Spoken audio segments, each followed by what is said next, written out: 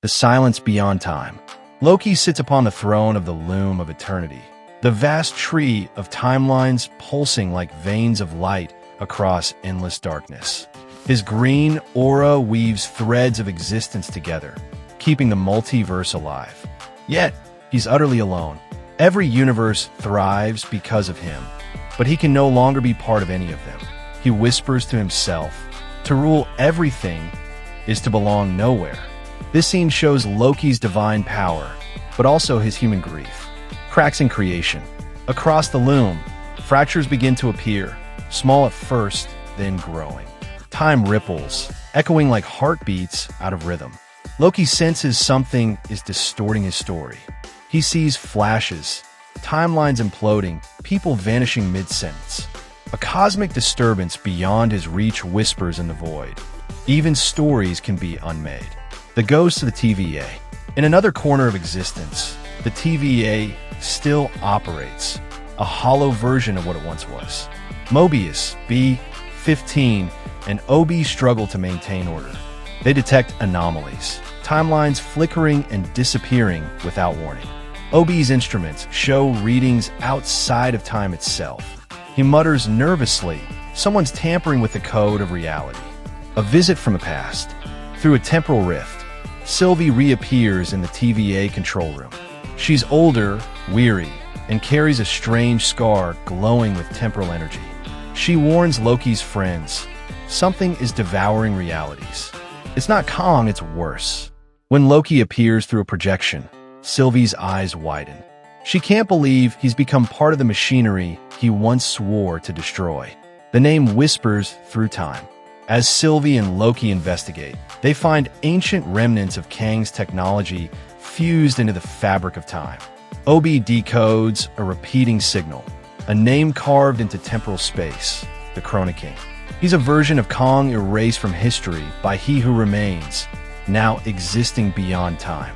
He feeds on dying timelines, absorbing their energy to rewrite creation in his image.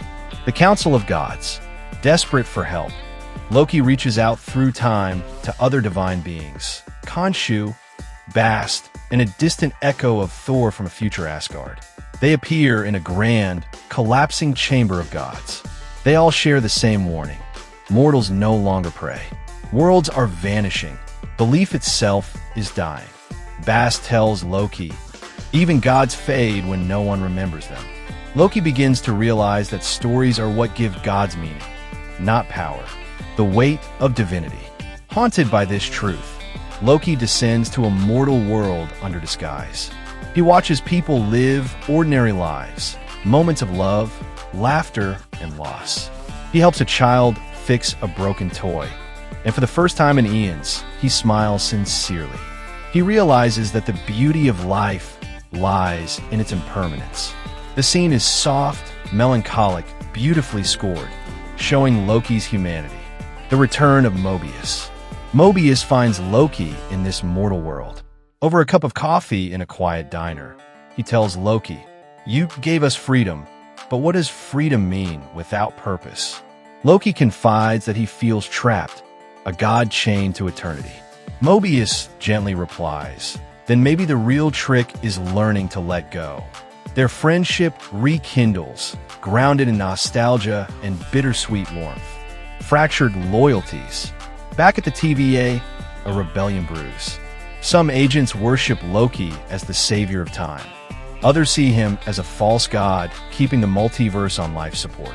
The TVA splits into factions, the Keepers and the Breakers. Sylvie tries to mediate, but finds herself torn between faith and logic. This internal conflict mirrors the chaos in the timelines themselves.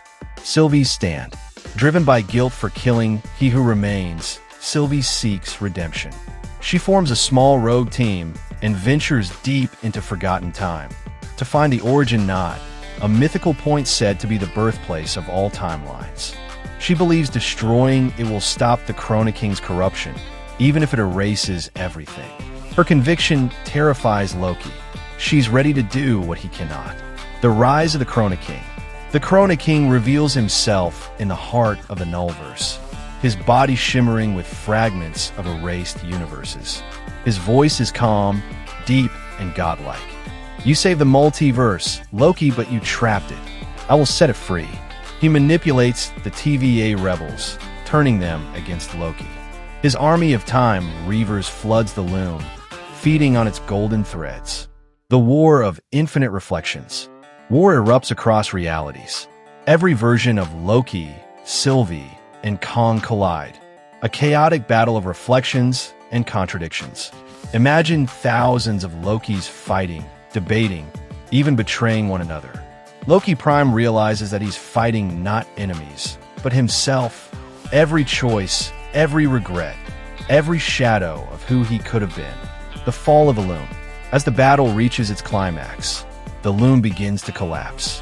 The threads snap one by one, sending shockwaves through every timeline. Loki uses his power to hold them together, but each repair burns him. He screams as time energy rips through him, blood and light pouring from his hands. "If I stop, everything ends," he gasps. A glimpse of love. Sylvie finds Loki at the center of the chaos. She touches his face, tears and golden light mixing on her fingers. "You always wanted to be loved," she says softly. "And you are." They share a final kiss as the loom explodes around them.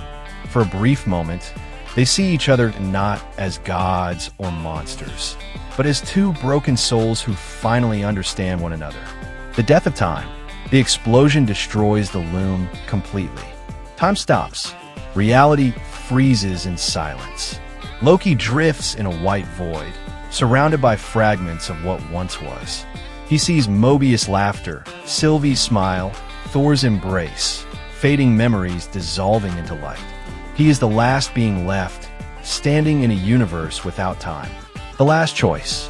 In this emptiness, Loki hears a faint voice. OBs, echoing from nowhere.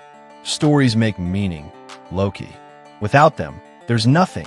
Loki realizes the truth. To restore creation, he must become the story itself. He smiles faintly and whispers, "For once, no tricks." He raises his hands and lets his body unravel into pure golden light, merging with the fragments of time. The birth of the new multiverse. From the void, light blooms, gentle at first, then dazzling. New universes sprout like stars, more colorful and free than before. This time, there's no single timeline, only infinite possibilities. Loki's voice narrates over the creation. Let them choose. Let them live. Let them tell their own tales. The world without Loki. Cut to a quiet lakeside scene. Mobius sits in a chair, watching the sunset. Sylvie owns a small cafe where people come to share their stories. They don't remember Loki, but they sometimes dream of green light dancing in the sky. The tone is peaceful, nostalgic, and deeply human. The Library of Eternity. Deep within the ruins of the TVA, OB discovers a hidden chamber, filled with floating books that write themselves. The first volume glows faintly, titled, "The God of Stories." OB reads a passage aloud. He gave himself so others could be free. His eyes well with tears as he realizes who wrote it. The final whisper. In a distant corner of the new multiverse, we see a figure cloaked in green and gold walking through starlight. He's calm, smiling. He opens a book, turns a page, and looks directly at the camera. Stories never end, they only change authors. The book closes. The screen fades to black. Loki will return,